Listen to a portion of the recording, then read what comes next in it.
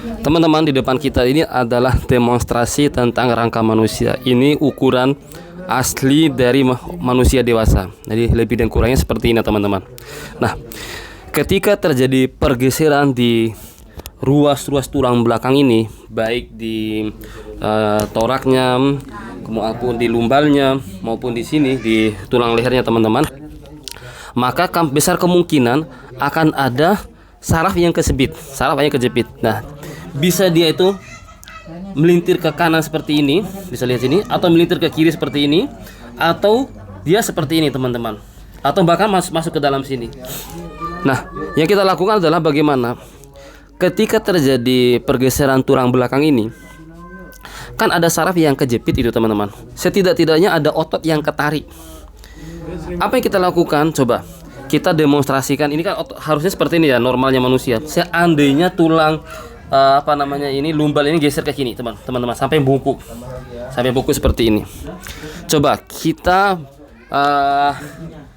minta pasiennya untuk tidur tengkurap seperti ini ya.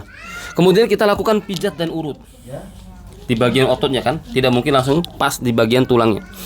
Apakah akan memberikan dampak yang banyak?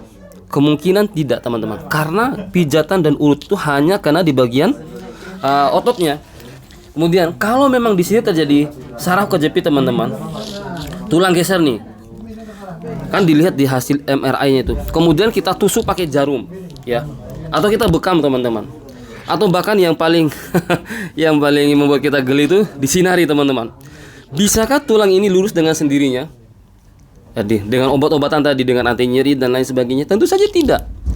Mungkin akan mengurangi rasa sakitnya, tapi tidak akan memperbaiki struktur tulang yang bermasalah ini teman-teman. Nah, apa yang kita lakukan di sini? Kita memiliki jurus-jurus yang luar biasa insya Allah dengan izin Allah Subhanahu wa Ta'ala. Bagaimana untuk memperbaiki tulang ini? Apakah metodenya kretek-kretek? Tidak. Nah, apakah metodenya kretek-kretek? Tidak. Ada gerakan-gerakan tertentu. Kita bisa melihat teman-teman, ke arah mana peluntiran tulang orang tersebut, ke arah ke samping, arah kanan, hanya dengan titik sentuh yang kita tekan-tekan di bagian tertentu badan orang tersebut. Nah, ini teman-teman, alhamdulillah dengan izin Allah Subhanahu wa Ta'ala kita punya kemampuan di situ. Apakah dijamin sembuh 100%? Kita katakan tidak ada yang bisa menjamin kesembuhan 100%, hanya Allah Subhanahu wa Ta'ala yang menyembuhkannya. Tapi setidak-tidaknya kalau dilakukan berdasarkan ilmu, insya Allah hasilnya akan lebih baik dan lebih banyak persentase keberhasilannya daripada kegagalannya. Yang membuat kegagalan misalkan ini, di sini sudah sangat aus sekali, kemudian kita berusaha untuk mereposisinya, kemudian dia tidak mau.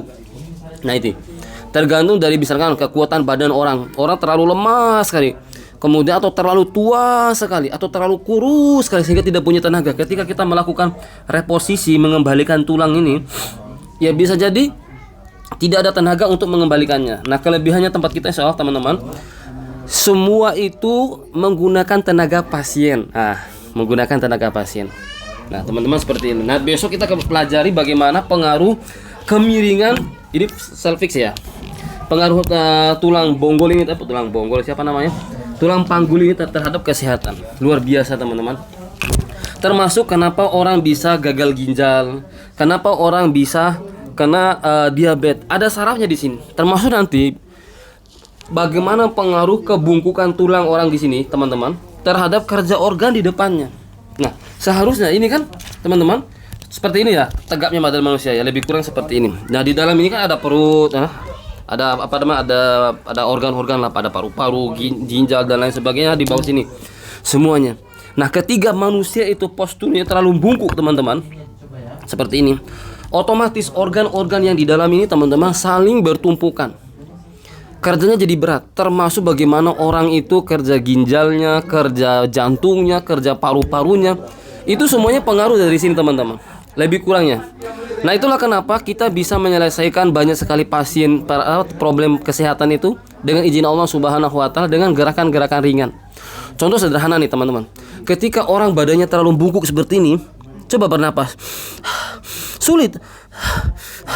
Kita lakukan apa? Kita longgarkan tulang belakangnya, kita tarik ke belakang teman-teman dengan cara yang halus, tentu saja dengan ada ilmunya.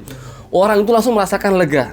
Nah, orang yang asma itu selalu yang disalahkan biasanya adalah paru-parunya. Padahal belum tentu paru-parunya, bisa jadi adalah otot rongga dadanya ini yang tidak bisa kembang kempis. Atau misalkan asam lambung, teman-teman. Diafragmanya ini bisa naik turun, tapi ini apa? Kembang kempis rongga dadanya juga bermasalah. Akhirnya apa? Akhirnya keluar asam lambung. Kalau hanya menetarkan asam lambungnya, ya besok kayak gitu lagi, besok kayak gitu lagi. Nah, ini teman-teman seperti itu. Nah, permasalahan tulang belakang ini ketika terjadi saraf kejepit. Yang kejepit itu adalah sarafnya. Apa yang menjepit? Tulangnya. Bisa terjadi karena himpitan seperti ini, atau bisa terlalu longgar seperti ini, bisa melintir ke sana, bisa melintir ke sini. Nah, kalau itu yang terjadi, maka kita kembalikan ruasnya itu kepada posisinya. Seperti itu, sesederhana itu. Contoh nih, tulangnya bungkuk kayak gini. Gimana kita lakukan? Kita kasihkan gerakan-gerakan yang sederhana, biar bisa kembali. Nah, kalau ini hanya dipijit atau diurut, misalnya bisa orang sakit nih, terjadi kemiringan bagian pelvisnya, teman-teman. Kemiringan di pelvis kayak gini. Gimana kita lakukan? Ya kita kasih gerakan yang bisa mengembalikannya, termasuk skoliosis. Ada caranya, teman-teman, dan sangat efektif. Insya Allah dengan izin Allah Subhanahu Wa Taala. Nah, inilah yang kita lakukan pengajaran di sini pada tim kita, supaya apa? Supaya pendelegasian terapi itu bisa dilaksanakan secara maksimal.